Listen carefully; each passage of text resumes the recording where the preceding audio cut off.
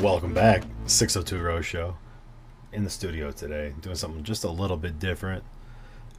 But hey, we're here, week 5. Chasing just a little bit, 15th place in the 602 League. 1,482nd in the big league. Not where we want to be, but making up ground week over week. Hopefully you're in a better situation in your league, not chasing quite as hard. I think there's a great lineup this week. I think there's one great lineup this week. We'll get to that.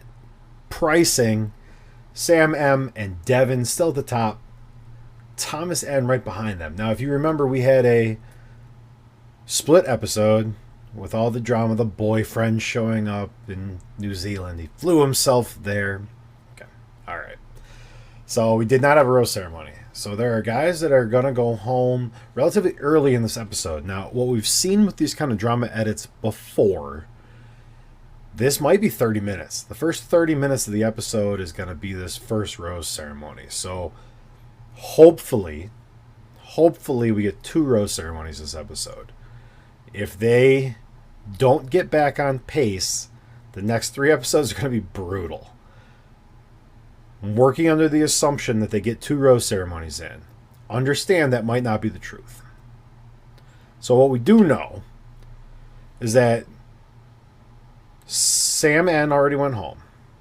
Believe that John and Thomas N go home in the rose ceremony that we're about to see. Her ex-boyfriend also goes home. You can't even pick him. I didn't make him pickable on purpose. It's just too much nonsense. People would have lost their minds. But we open with this rose ceremony. So, come back to this. I say that because Thomas N is going home. The rest of your pricing, Jonathan at 20, Spencer, Marcus, Grant in that next middle section. Austin, Dylan, Jeremy down bottom. Don't want John, he's going to go home. But Jeremy at 12 is fascinating. Linchpin. Makes this all work. So, getting into picks. Even though they're $26 a piece. Let's start with the one-on-ones. Give me Jonathan at 20. He gets the first one-on-one. He's had some chemistry. He's got some kisses. Obviously, his points are kind of skewed because of night 1 and being naked the entire night. But give me Jonathan.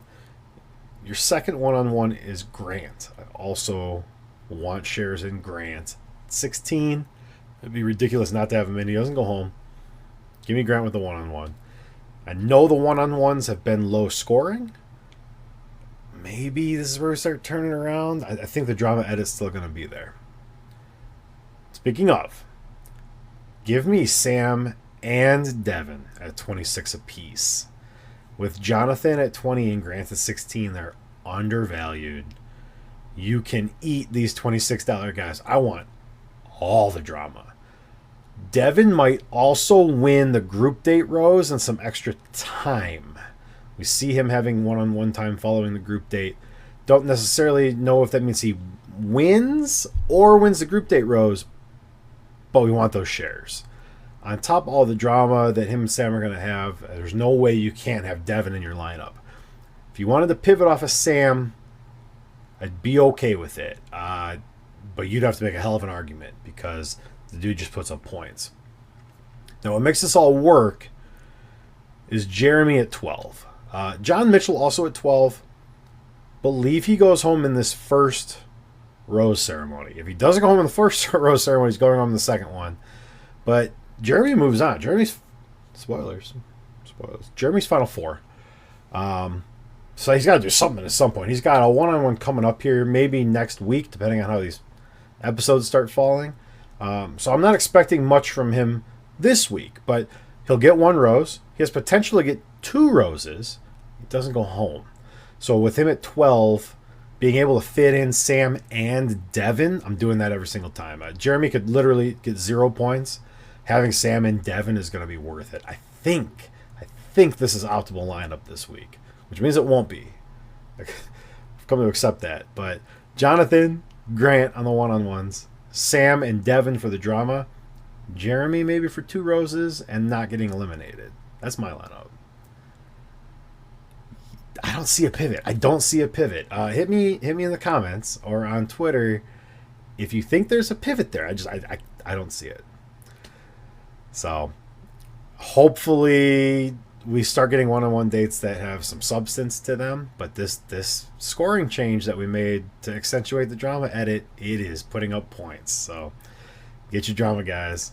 Good luck, week 5. We're halfway through. After this, we're halfway through. So we'll get what I'm sure will be a fascinating men tell all, and then 4 more episodes. But I'm excited. This has been an entertaining season. Maybe not a great fantasy season. Certainly not for me. But as far as entertaining Bachelorette content, it's been pretty good. Good luck this week. Put your lineups in the comments. I want to see what you guys are doing. And thanks for joining us. 602 Rose Show. See you next time.